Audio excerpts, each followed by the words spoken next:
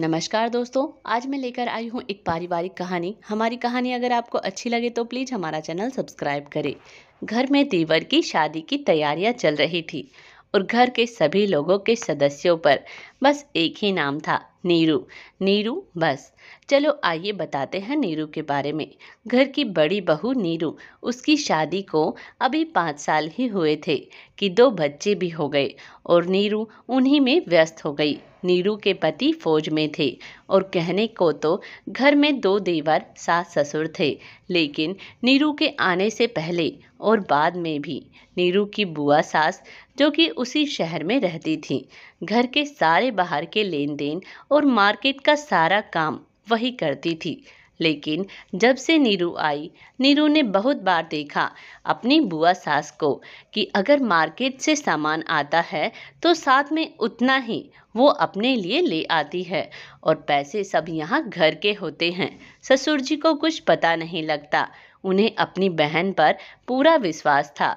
लेकिन जब नीरू की शादी हुई थी तब भी पैसों की गड़बड़ हुई थी, तो बुआ जी ने बहाने बना दिए और नीरू के आने के बाद नीरू के बेटे के जन्म पर फिर रुपयों का गलत हिसाब दिया, तो नीरू के ससुर जी का दिमाग भी ठनका और अब जो देवर की शादी है तो सब काम नीरू ही कर रही है और शादी की शॉपिंग से लेकर ज्वेलरी सब नीरू ही संभाल रही है। वैसे नीरू की सास भी है सरला जी, जैसा नाम वैसी ही है सरला जी, लेकिन सरला जी इतनी पढ़ी लिखी नहीं है और पहले कभी भी ननद ने उनके घर में चलने नहीं दी। उन्हें बस चुप करा दिया जाता हर एक बात में, फिर उन्हें ही आदत हो गई कि चुप रहना है बस। लेकिन जब आज नीरू घर संभाल रही है और ननद खड़ी खड़ी देख रही है सब, तब नीरू की सासू माँ सरला जी खुश हो रही है। सरला जी को आज अपनी बड़ी बहू पर बहुत गर्व हो रहा था। धूमधाम से शादी हुई और नीरू की देवरानी घर आई। नीरू बहुत खुश थी कि अभी तक सारे घर की जिम्मेदारी मेरे ऊपर थी, अब कोई मेरा सहारा आ गया है। अभी तो नई नई थी नीरू की देवरानी स्नेहा, तो मेहमान नवाजी के मजे ले रही थी। लेकिन जैसे ही 1-2 बार आनी जानी हुई और घर के सभी रिश्तेदार विदा हो गए, अब स्नेहा को घर के काम तो करने ही थे। लेकिन स्नेहा की मम्मी ने अपनी बीमारी का हवाला देकर स्नेहा को घर बुला लिया। 15 दिन बाद जब स्नेहा वापस ससुराल आई तो घर के सभी सदस्यों ने कहा, नीरू को भी काफ़ी दिन हो गए हैं अपने मायके गए, अब स्नेहा आ गई है घर को संभालने के लिए, तो नीरू अपने मायके हो आती है। और नीरू अपने मायके चली गई। वो 15 दिन स्नेहा ने कैसे काटे उसे ही पता था। स्नेहा से न कपड़े धुलते और ना ही खाना बनता। अब सासू माँ सरला जी हमेशा बीमार ही रहती थी, तो वही घर के कामों में स्नेहा की मदद करती। स्नेहा को घर का काम करना पड़ रहा था, इसीलिए वह चिड़चिड़ी हो गई थी। सरला जी स्नेहा को कुछ नहीं कहती, बस अपने ही आप कामों में लगी रहती। लेकिन जैसे ही नीरू आई तो स्नेहा रोने लगी और उसके घर वालों ने कहा, हमारी स्नेहा का मन नहीं लगता है, उसे घर भेज दो। लेकिन एक दिन पहले ही जब नीरू के देवर ने कहा, भाभी मेरे कपड़े हो रखे हैं बहुत सारे, आप धो दो उनको, मुझे कल कहीं जाना है। नीरू के छोटे बच्चे थे। नीरू कुछ नहीं बोली और जब नीरू ने अपने देवर के कपड़े देखे तो उनके सारे ही कपड़े नए पुराने सभी गंदे थे। अब नीरू ने सरला जी को कहा, इतने गंदे कपड़े मशीन में ही तो धोने थे, क्या अपने पति के कपड़े नहीं धो सकती थी? अब सरला जी ने स्नेहा को ही कहा कि जाने से पहले कपड़े धो देना। स्नेहा अब शाम हो गई, यही सोचती रही कैसे धोऊं इन्हें, इतने सारे हो गए। फिर मशीन चलाई और सारे कपड़े धो दिए। नीरू तो देख रही थी ये कपड़े धोने की मशीन 15 दिन पहले भी चलती थी, क्या मैं मायके जाकर भी इनके कपड़े धोऊं? और जब शादी हो गई है तो देवर की तभी भी मेरी ही जिम्मेदारी है।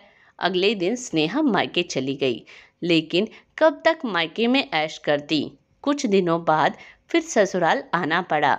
नीरू ने अपनी सासू माँ को कहा कि हमारे काम का बंटवारा कर दो मम्मी जी बस।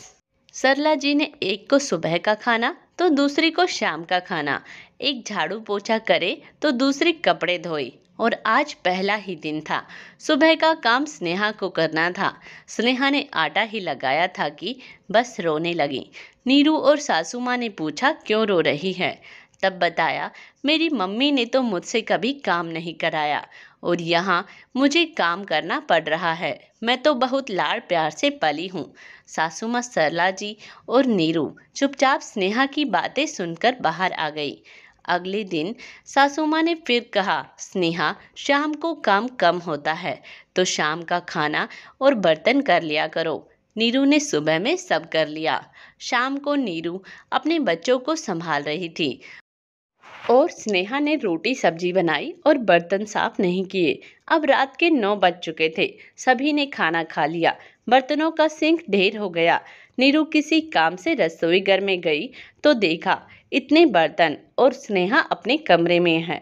नीरू भी वापस आ गई कमरे में। बस सोच रही थी सुबह में अमावस है और ये रात के बर्तन रसोई घर में ऐसे ही पड़े रहेंगे तो कैसे काम होगा। नीरू को चिंता हो रही थी पर क्या करती। वह अपने बच्चों को भी अकेला नहीं छोड़ सकती थी। सुबह सबसे पहले नीरू का देवर ही उठता था। उसे गर्म पानी पीना होता था। जो उठकर आया और रसोई घर को इतना गंदा देखा तो उसे भी गुस्सा आ गया। तब तो कुछ नहीं, थोड़ी देर बाद में जब घर के सभी सदस्य उठ गए तो नीरू के देवर ने कहा भाभी कितनी गंदी रसोई करके रखी हुई है।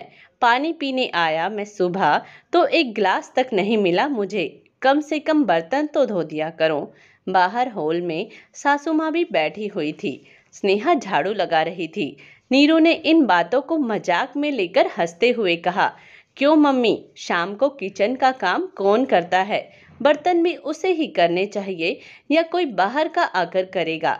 स्नेहा ने एक बार नीरू की ओर देखा फिर अपने पति की ओर शर्मिंदा भरी नजरों से देखने लगी और सरला जी बोली क्यों स्नेहा, रात के बर्तन कौन छोड़ता है।